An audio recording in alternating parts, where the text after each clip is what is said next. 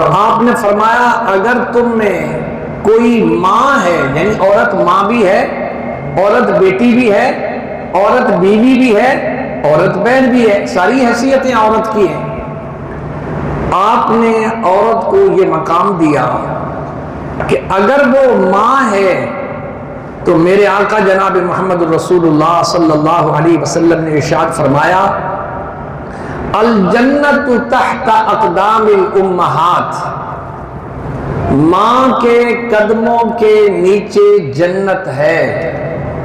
کس ماں کو حضور نے مقام دیا؟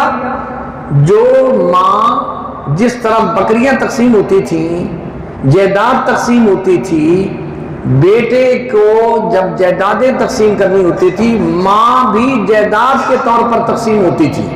کسی بیٹے کے ذمے ایک ماں آ گئی، کسی کے ذمے وہ دوسری آ گئی، ماں کے مقام کا ان کو کوئی پتہ ہی نہیں تھا۔ حضور نبی کریم صلی اللہ علیہ وسلم کی تعلیمات کے مطابق ماں کو کیا مقام ملا؟ الجنت تحت اقدام الامہات، ماں وہ ہے جس کے قدموں کے نیچے جنت ہے۔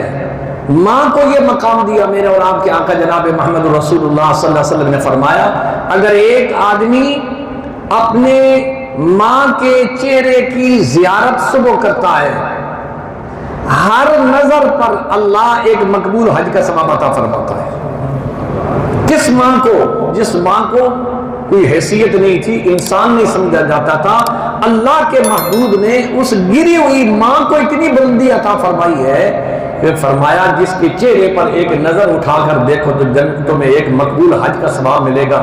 صحابہ کرام رضوان اللہ تعالیٰ علیہ مجمعین نے عرض کی یا رسول اللہ ہم گھروں میں سارا دن ہوتے ہیں، ماں کے چہرے پر تو سینکڑوں مرتبہ نظر پڑتی ہوگی۔